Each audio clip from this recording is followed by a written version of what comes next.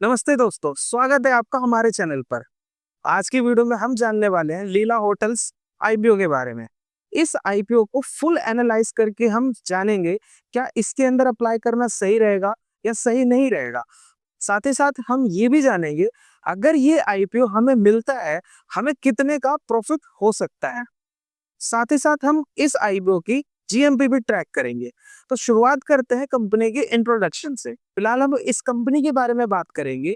जो लीला hotels company है, ये देखा जाए हमारे देश के अंदर कुछ शहरों के अंदर इसके बड़े बड़े होटल्स आएंगे। देखा जाए इस कंपनी का जो रेवेन्यू है कुछ बिजनेस सेगमेंट से आता है, जैसे कि इनका रिमोट लोकेशंस पे होटल हैगा जहां से ये रेवेन्यू जनरेट करते हैं। ये जो कंपनी है ये होटल डेवलपमेंट में भी काम करती है। अब ये तो हमने जान लिया इस कंपनी के बारे में कि ये कंपनी क्या करती है। वेल, अब हम बात करते हैं इस कंपनी के आईपीओ के डिटेल्स के बारे में।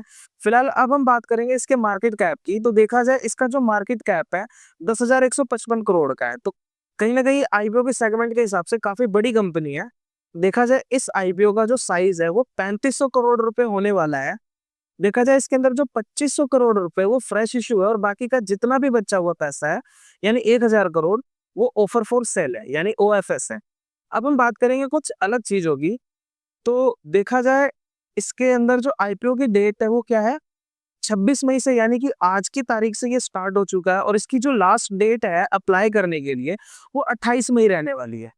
इसके साथ साथ हम जानेंगे इसके प्राइस बैंड के बारे में। जो इसका प्राइस बैंड है वो 413 रुपए से लेकर के 435 रुपए पर शेयर है।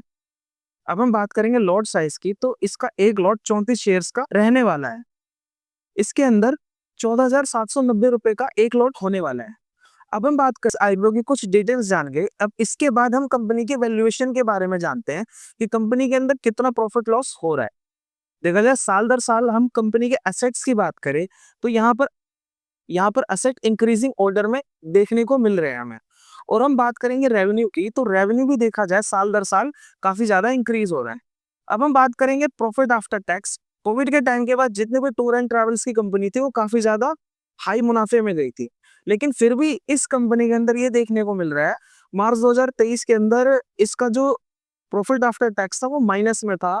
31 मार्च को थोड़ा कम हुआ, लेकिन अब देखा जाए 31 मार्च 2025 को कंपनी कहीं ना कहीं स्टेबल है, यानी कि अब कंपनी प्रॉफिट में आई है। अब हम बात करेंगे नेटवर्थ की। तो नेटवर्थ भी देखा जाए कहीं ना कहीं पहले ये नेगेटिव में था, लेकिन अब ये धीरे धीरे पॉजिटिव में आ रहा है।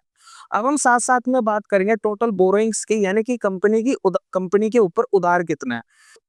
देखा जाए कंपनी का पहले जो उधार था वो 3696 करोड़ रुपए था।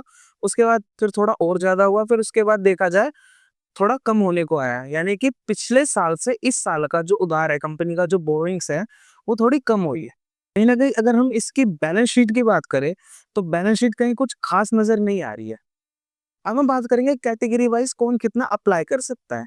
तो देखा जाए रिटेल कैटेगरी मिनिमम एक लॉट अप्लाई कर सकता है और जिसके अंदर टोटल अमाउंट लग सकती है 14,790, और रिटेल मैक्स कर सकता है 13 लॉट अप्लाई।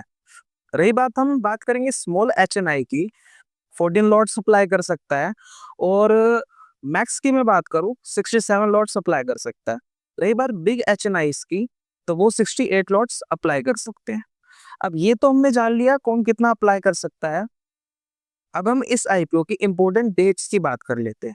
इस आईपीओ के अंदर अप्लाई करने की डेट जो है वो 26 मई से स्टार्ट हो जानी है, और जो लास्ट डेट रहेगी वो हमारी 28 मई रहेगी।